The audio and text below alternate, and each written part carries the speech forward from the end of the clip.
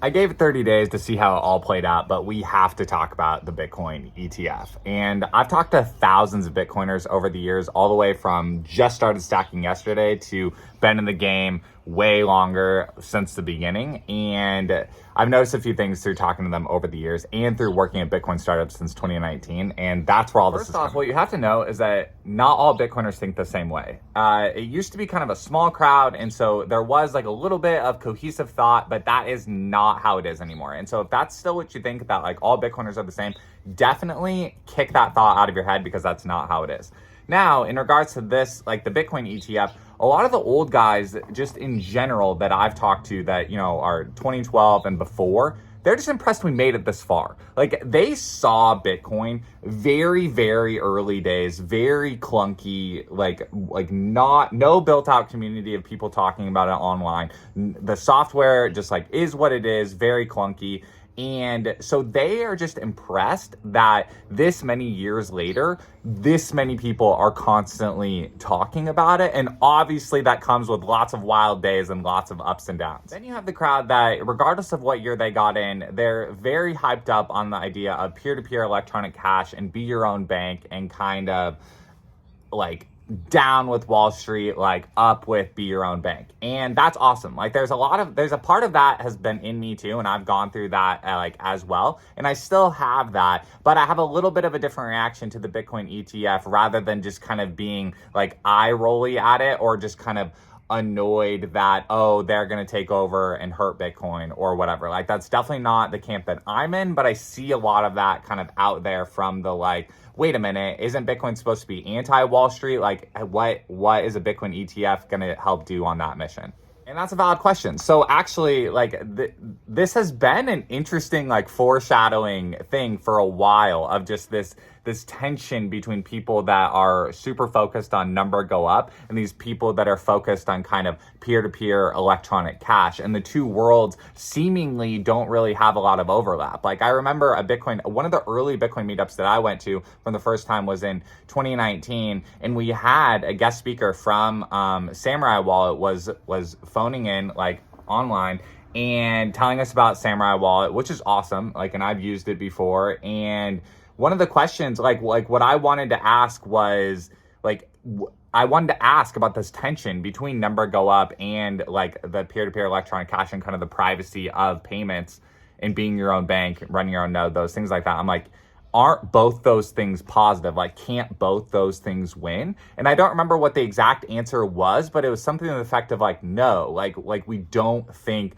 that both those things can kind of like coexist or whatever. And so that has always been something I've like been kind of like wrestling with over the years, of like finding these different pockets of Bitcoiners that have a focus on different things, and really being interested in kind of how each pocket is interacting with the Bitcoin software. And the Bitcoin ETF obviously brings a whole new class of users, like a brand new interesting class of kind of corporate, like brokerage focused portfolio users, because obviously when you're buying a Bitcoin ETF through a brokerage account, you're not owning Bitcoin in your own wallet, obviously, for sure.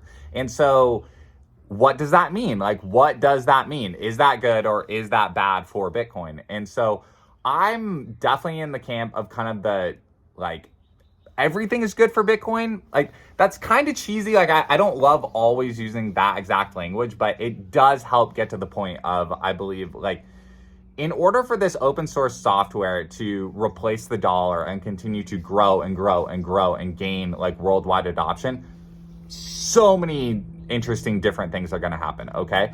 Like, we need corporate people to use it, and we need grassroots people to use it. And in the same way that dollars are held in lots of different structures and types of accounts, I think it's positive that Bitcoin can be held in lots of different structures and lots of different parts of accounts. And whether that's in a legacy wrapper, or I even like jump sometimes over into like I think Bitcoin wrapped on Ethereum is a type of Bitcoin usage. Bitcoin wrapped in a BlackRock ETF is a type of Bitcoin usage. Like, all Bitcoin in my own wallet, verified by my own node, or being sent across BTC Pay Server and being verified by that node in exchange for goods and services, that is all Bitcoin usage. That is all Bitcoin demand. And that's what's interesting, is that we have all of these different angles now that are feeding demand to Bitcoin, feeding demand to Bitcoin. And I think that's ultimately positive. And so that's my overall reaction to the Bitcoin ETF. I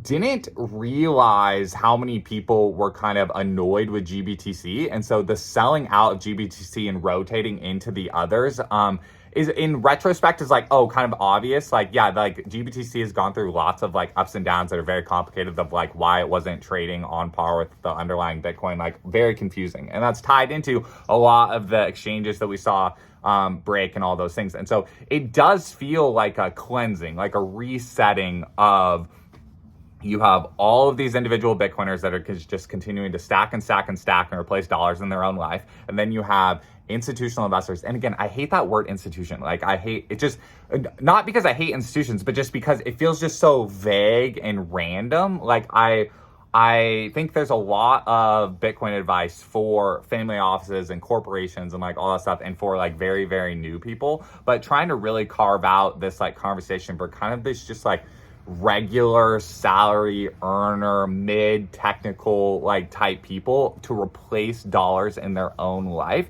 The way I think the Bitcoin ETF helps them is inside account structures that you can't get native Bitcoin into yet. And so, for example, IRAs and 401ks, if you're willing to switch your provider, you can get native Bitcoin inside your IRA and the ability to, when you retire, withdraw native Bitcoin. One example that we use the Bitcoin ETF for is our health savings accounts. Like, as far as I'm aware of today, there is no health savings account provider that allows you to have native Bitcoin in it. And so that's one way that we're utilizing the Bitcoin ETF. And that's positive. Like, truly, in that moment, there's a bucket of equities and US dollar linked assets. We're able to say we no longer want those and we prefer the Bitcoin linked asset. That signal to the brokerage and that number go up in our own life is positive inside that type of account. One of the super ambitious things that Bitcoin is trying to do as a software is keep lots and lots of different actors with lots of different incentives aligned to the same software. And so far it has done that. Like, anyone who has tried to change the Bitcoin software and fork off, their fork has ultimately, like, economically and user-based, like, numbers wise, not won. And so far, Bitcoin, the software, has done a great job of keeping lots of different types of people all hammering and pushing on the success of the same network. And I think that's crucial for its ongoing success, is for all of the separate type of people to all still be aligned through Bitcoin mechanisms. And so that's from everything from the halving to the difficulty adjustment to the just ability to run your own node, to the very fact that, like, owning a lot of Bitcoin, like being rich in Bitcoin, does not give you outsized influence on the network, which is positive. And there's not really anything in the legacy system that compares to that. And so that's why I think it's awesome to see the Bitcoin ETF kind of be a part of the game. And really, I'm excited for this next chapter kind of Bitcoin.